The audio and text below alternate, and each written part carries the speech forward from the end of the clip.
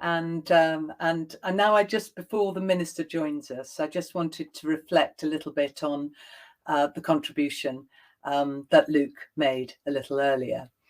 I hope you'll agree that it was an absolutely fascinating presentation we had from him. And I know from speaking to the IPPR off-air that they are very supportive of the agenda that Wales has taken as a result of delivering the Wellbeing of Future Generations Act. And it was really important, I think, that Luke outlined at the very beginning that the IPPR's absolute commitment is to a fair and just transition and community ownership of local assets, and that the cost needs to be shared fairly. And we know that there are so many barriers to this at the moment, so many barriers in the context of the way funding is allocated, the way fossil fuels are built totally into our economic systems. So my question to him about regulation is a really important one, and perhaps something that you should be thinking about as housing associations and tenants and other housing providers in the context of what regulation would help you do your job effectively on climate and still deliver on your aspirations in the context of your business models. And I thought it was really interesting as well that the IPPR identified such an important number of areas that cooperate and are so appropriate in the context of the ways of working for the public sector in Wales outlined in the Wellbeing of Future Generations Act. And as I said in my introduction, of course, what we've got there as well is that although that is for the public sector, and therefore it doesn't encompass the work of housing associations in the first instance, of course, through procurement from the public sector, those new 10 principles in the context of procurement, absolutely linked to the Wellbeing of Future Generations Act, changed the context completely. And I was really pleased to see in the message from the sponsor and the Wales Procurement Alliance such a strong iterative input about fairness, about social justice, about environment, about climate, so that actually the procurement climate in Wales, I hope, has changed forever as a result of these sorts of iterations.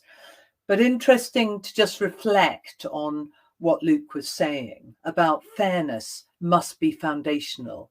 It must be at the heart of what we do. It must not be done to people, but by people being involved in decisions. It needs a whole society approach. It mustn't be top-down policy making without an understanding of the implication for people. And it must take on board the issues around climate and nature. And I think that point he made as well about valuing what matters. I mean, for him, that was partly about the UK call in the context of developing a Wellbeing of Future Generations Act, a very important initiative. Currently, there is a campaign, and if you're interested in it, it's called Today for Tomorrow. And that Today for Tomorrow campaign is being run by Lord John Bird in the House of Lords, and both Caroline Lucas and colleagues in the House of Commons. But it's very much about looking at what can be learned from the Welsh Act, and then looking at how to adapt that in the context of creating commissioner type approaches, such as the independent commissioner role that we have in Wales. And some of you will know already, and we can probably pick it up when we have the representative from the Scottish Government this afternoon, that the Scottish Government has already determined that they are going to have an equivalent of a Wellbeing of Future Generations Act in Scotland, because what it does is give the framework, not just for climate, but also for biodiversity.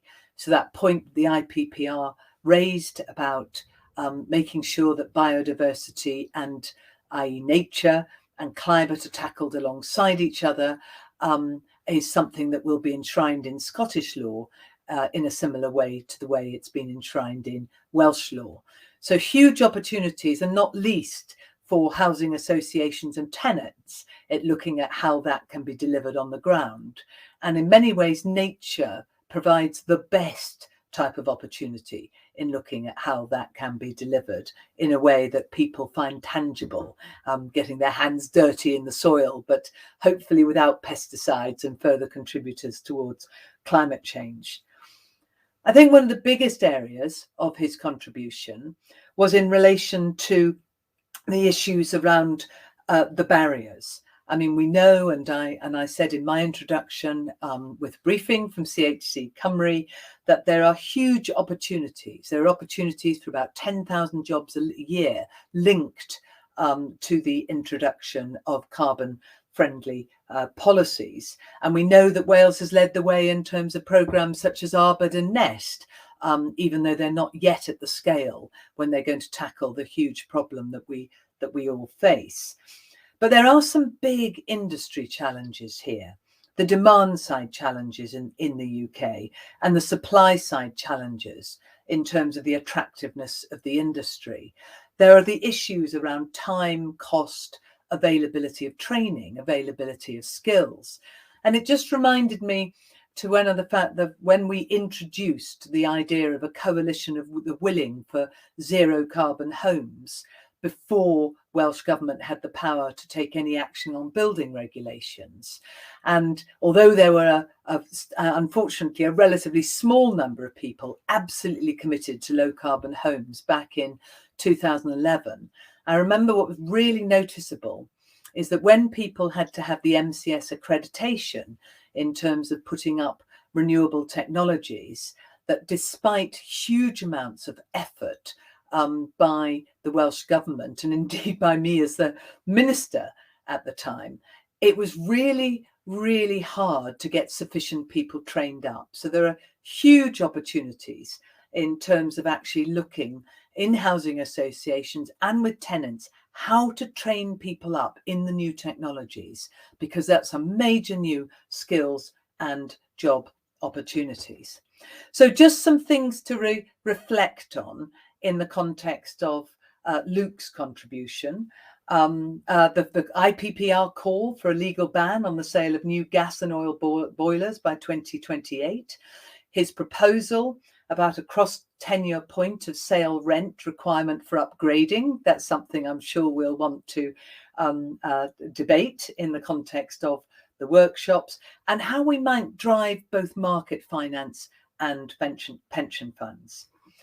And now, without any further ado, I am delighted to welcome Lee Waters to this conference.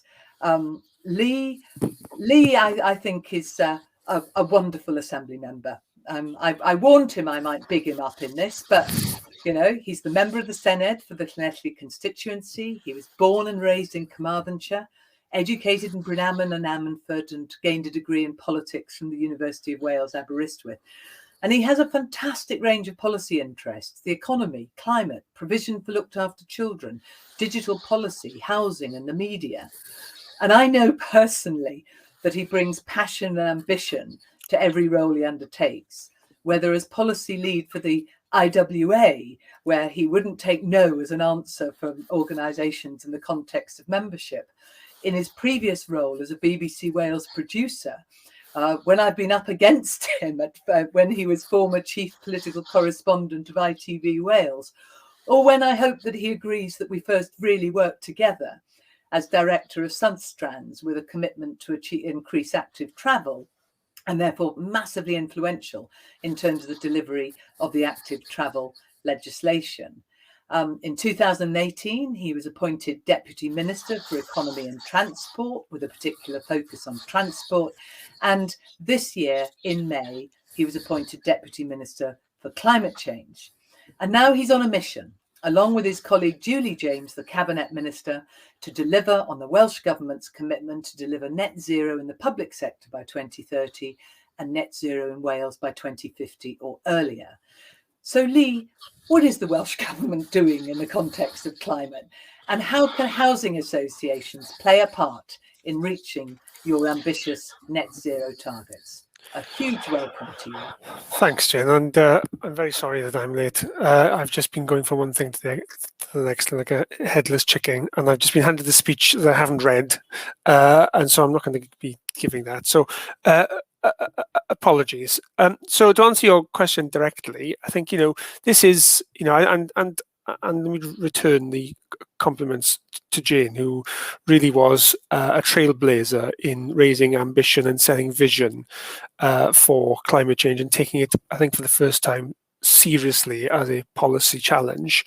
And in the sort of 10 years since, really, I think we've said a lot of the right things about climate change, but I think the challenge for us is to up our words with our actions at the pace and the scale that needs to happen.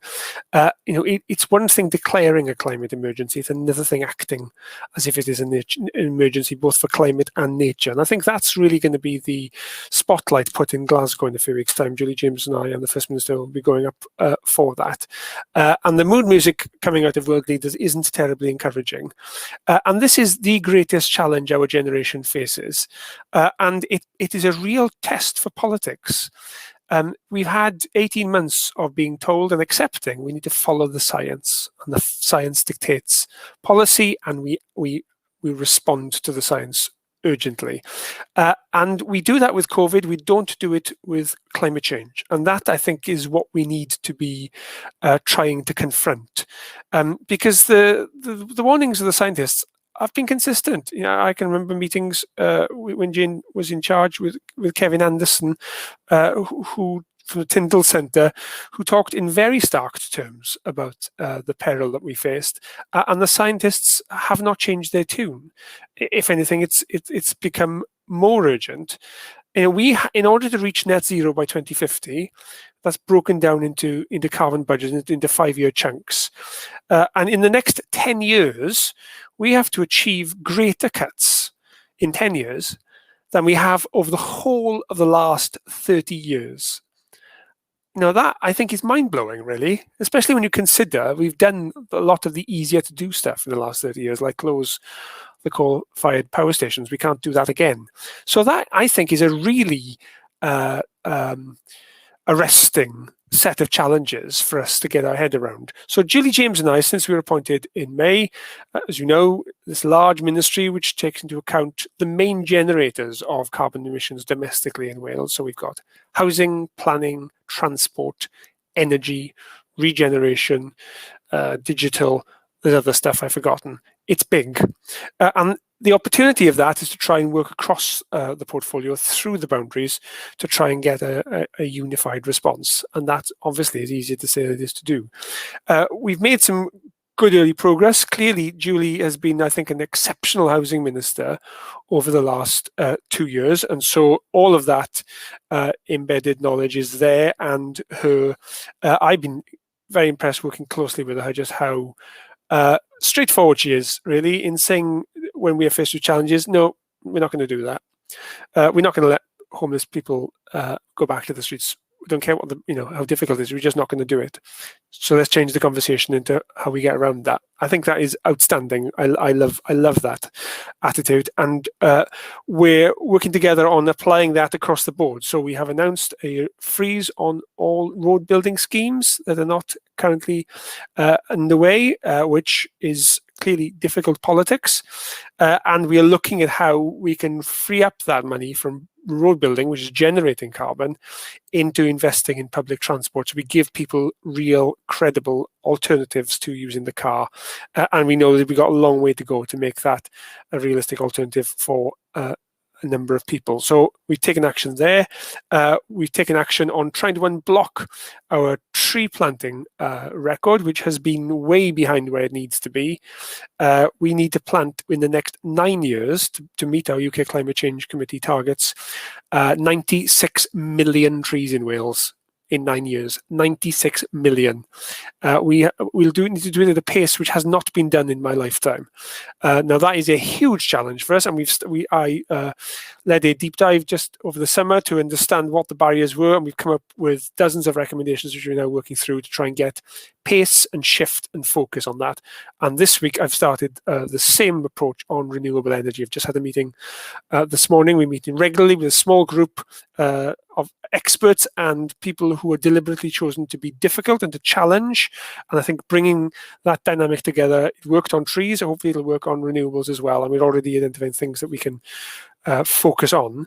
One of my themes on this is to take forward the work I started in my last job on the foundational economy. I think it's essential on climate change that we do two things. One, we make the right thing to do the easiest thing to do. Now, that's not rocket science, is it? People will do what is convenient and easy for them to do. If you put up friction, you put up barriers, clearly it's going to get in the way. So we need to pull down those barriers to make the right choice in carbon terms the obvious and easy choice, just as we have in recycling. Again, Jane led the way on that, and that we now have the third best recycling rate in the world. We've got a long way to go in terms of then making sure that we are not offshoring that recycling, and we create a truly circular economy, and we have very clear ambitions on that. But the principle worked. So that's principle number one. Principle number two is there are lots of things we have to do to tackle the climate emergency. These are not optional. We have to do them. But as we do them, we can bring other benefits. And I don't accept this notion that responding to climate change means we all have to live in mud huts, as some people seem to claim. There are things we do that'll improve our quality of life, just as we've seen over the pandemic. We've had to do some awful things, but there have been some benefits along the way, and how do we lock them in? And the same is true with climate change. So, for example, on bus use, we know that buses currently carry the poorest and the oldest in our society. And if we can improve buses, we improve them for everybody, but we disproportionately improve them for the current users. And if we can bring the fares down, if we can improve routes, then we improve the social justice and the quality of life. 80% of bus passengers do not have an alternative form of transport. So shifting resources away from climate-destroying roads into socially just collective transport also brings benefits to society. Another example, and this very much is around the foundational economy thinking, we have got a target in the next 10 years or so to switch our bus fleet over from internal combustion engine to electric. Now, if we let the fragmented privatized bus industry do its thing, we'll buy them in dribs and drabs from China or Belarus or India. But if we aggregate demand, and this is one of the key principles of the foundational economy, if we bring the buying power together and strategically have an active industrial strategy, we can make those buses in Wales. We are now assembling trains in Wales as part of our Wales and the Borders franchise. If we're ambitious enough and we put our heads together, we can create green jobs in Wales doing the things that we have to do for climate change. So creating a green dividend in our communities to try and nurture them, to rebuild their wealth, to harness local opportunity. So we need to do those two things in parallel. So conversation this morning in the deep dive on renewable energy, there are no UK manufacturers of heat pumps. So that's clearly an opportunity for us industrially to see, can we make those heat pumps in Wales for the UK and international markets. Same on timber. We can be making wood insulation in Wales that we can then be using for export. So bringing those two lenses together, we tackle a climate emergency, but we also tackle Wales's poverty. And those are two things that I'm determined to do in parallel. And clearly in the housing sector, there are opportunities in spades to do that. And some great work has been done where housing really has led the way on the foundational economy. This is a civil society-led movement, and housing has been at the vanguard of that. And a special tribute to Debbie Green from Port Coastal for the leadership role she has played with a can-do attitude, building on the work that Keith Edwards and others did 10 years ago, where Wales has done well at experiments. What we haven't done well at is scaling. So that's our challenge now. And I think the optimized retrofit program is another example of where through the social housing sector, we are dealing with climate change, but also creating local opportunity. And that is our challenge, is how do we scale this at pace? And the truthful answer is we don't know yet. And I don't think there's anything wrong in us saying we don't have the answers yet. This is an iterative approach. We are learning as we are going. And that's what's so good about both our modern methods of construction and our optimized retrofit, is unlike the UK government today bluffing, pretending they've got radical solutions for this that just don't bear scrutiny. We are taking, I think, a far more sincere approach in saying, we know what we want to do, we're learning as we go, but when we do it, we want to do it right. So this is not about gimmicks. This challenge is too important for gimmicks. Unfortunately, that is not a lesson the UK government seems keen to learn, but we're not going to be distracted by their nonsense and their razzmatazz. We are going to focus on a whole house approach, looking at the value supply chain, looking at the green skills required to make sure that when we do the job, we do it properly. And the Wales Housing Quality Standard is another opportunity for us to embed this approach so it's mainstream, so it's what we do. And that, I think, is one of the messages we want to be sending at COP. There are things that we can do as a small country that we have done. And we want to learn from others. We want to work with others to do more. And as we do it with civil society, and we do it with our communities, because the climate and nature emergencies are a challenge we can no longer afford to look the other way from, no matter how difficult the politics of that is, and they are difficult. But the best way to bring people with us and the best way to get value and hit our other policy objectives is to do it in a way that has the foundational economy and our communities right at the heart of it. Diolch.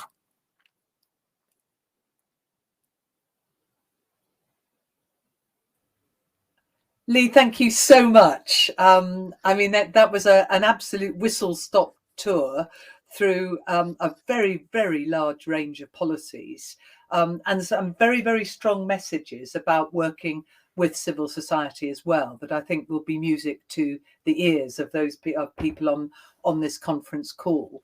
I mean, I know in the context of what housing associations have already committed to, they're ambitious to decarbonise their homes, and obviously they'll be looking to government to help in support for that. So anything that you can say about that would be helpful. But they're also very ambitious in terms of their businesses and communities. So in terms of building and retrofitting to high energy efficiency standards, so very much welcome what you're doing as a deep dive on renewable energy, but investing in carbon capture programs such as tree planting, and also community renewable energy such as solar PV and wind farms. What can you say particularly to housing associations in terms of these areas? Because you've got the ambitious projects. So what role can housing associations and their tenants play in the context of taking this forward? And perhaps then they can pick up some of these issues in the workshops that they'll be going to after this session. Yeah, I think that is an important challenge. So, people are skeptical. I think people are concerned. Clearly, there's strong evidence to show that people are genuinely concerned, but they are skeptical that things are going to be able to move fast enough. And I think one of the ways we can restore people's confidence that we are serious about this is by pointing at what we can do this year and next year. COP's going to be all about what we can do in 30 years' time. What can we do this year, next year, and the year after? That's what matters, because the trajectory needs to dip up very quickly, but it's action now that is worth more than action in 5 years. And there are a bunch of small things we can do. And that's when you mentioned carbon and capture, Jen, I slightly winced because, and I was very relieved how you went on to qualify it by being about trees, because I think there is an obsession at the UK government level, an ideologically different one, for big quick fix solutions that are displacement activity. They avoid us having to confront the difficulties we have about the way of life that we've created. And so simply by having mass scale carbon and capture and storage, which has not been proved at scale, it gets us off the hook. And whenever you have meetings with them, they're always looking for these get off the hook solutions. And actually, as you say, carbon and capture through tree planting is not get off the hook. And it's something we can all do at a micro scale. Every family with a garden can do that, and every community can do that. And one of the things we're looking at in the run-up to COP is how we help people to do that. And one of the things that came out of the tree tree deep dive exercise was to ask all public bodies, including in that housing associations, to map the available land that they have and to see what is suitable of that for tree planting. So Belfast City Council did a really great initiative where they aimed to plant 1 million trees in Belfast, and they created a heat map, crowdsourced, where people could say, there's a scrap of land near my house, why couldn't we put some trees in it? Because when you speak to councils, they say, if a community comes to us and says, can we put some land in this, trees in this land? They don't know what services are underneath. They don't know who owns it. They don't know what is the right tree for that place. So we need to take the pain away from that. As I said earlier, we need to make the right thing to do, the easy thing to do. So I think one thing housing associations very practically can do in a short period is to identify the available land and to work with us and with Woodland Trust and other NGOs to understand what is the best mix of trees and hedges. Hedges are a really important part of this, which we don't talk enough about, to deal with both biodiversity and with carbon capture. And similarly on community ownership of energy, I think that's absolutely right. And that is one of the lenses which we're looking this deep dive for. I do not want Wales's natural resources to be exploited for the benefit of others anymore. We're going to make sure that in this energy revolution that we capture the wealth locally. And I think, a myriad of small interventions. So I'm not a big fan of large bits of land being set aside for solar. I'd like every building to be covered in solar. Yeah. So how do we do that? And what are the barriers the housing associations are facing to be able to do that? And that's what I'm interested in understanding, so we can work together to crack it. Yeah, I think that last point, Minister, is really important, because I know that we have our Lam and Tawe Egni energy companies that have been hugely influential in your own constituency, which have had share offers out of between 5% and I think now at 4%. For organisations to use their roofs for both income and benefit to tenants, to local government and others. But the take-up has been incredibly small, disappointingly small, when it's a real offer from an award-winning, established, government-supported company. So it's how we also change the narrative in the context of people understanding that these technologies that are available now, not the carbon capture and storage mirage technologies apparently going to save us in the future, but the ones available now should be utilised now by organisations across Wales. How do we A, get that message across, and how do we B, get a message across about the job opportunities in terms of working in these industries and the training that can be made available to help people move into this space? Well, I think by doing, I think, is the best way to get the message across, to show that this is a real thing. And I think the EGNI example you quote is an outstanding one. So one of the things I'm interested in is how do we scale EGNI? Yeah. How do we scale the Stump Up for Trees project near Abergavenny, which is done outstanding work, farmer-led, planting an unproductive land, and then using those carbon credits to generate an income for landowners. How do we scale that? I think, I know my feeling is, what you think, but I think at this stage in development, we need to generate activity and energy to be able to point to people that change is possible, change isn't a bad thing, and change can be a good thing. And EGNI is an outstanding example of that. And I think, again, as I mentioned earlier about the role the housing sector has played in the foundational economy, there are lots of good examples, but they are pockets of examples. So one of my challenges to the housing sector is to look at from within what good practice is existing, and it exists, and why aren't you doing it? Adopt or justify. And I think that is something CHC could play a powerful role in holding its own members to the feet to the fire, make them sit uncomfortably. If they can't tell us why they're doing the stuff that others are doing, that's great.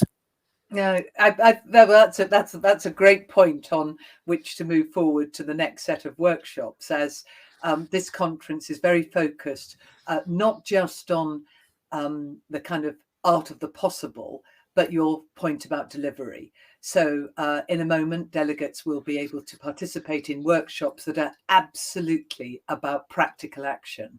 And activism is immensely helpful, isn't it, in terms of ensuring that people feel they're part of the solution, not part of the problem. I'm just going to ask you one last question, if I may, before you leave us and for your next meeting. I know that whenever portfolios are changed in Welsh Government, and I know this at my own cost as well, that actually sectors always need reassurance that they still matter. Please, Minister, can you give the housing sector reassurance that it is as important as it has ever been in the context of the Welsh Government? You've met Julie James, right? Oh, yes. I don't think I need to say any more than that. Of course it matters. Yeah. Thank you so much. And anybody on the call who has not met Julie James, and I can hardly imagine there is anybody who has not met Julie James, I can assure you that from my conversations with her as well, she has still got housing absolutely at the heart of her portfolio. So, Deputy Minister, thank you so much for your contribution. Thank you for your passion for these issues. Thank you for your deep dives, because I think that approach is going to prove immensely useful, because you're happy to take challenges and look at the challenges. And we all have to face up to the challenges ahead in terms of taking this agenda forward. So diolch yn fawr iawn, and we wish you all the best in your next meeting. Thanks. All the best.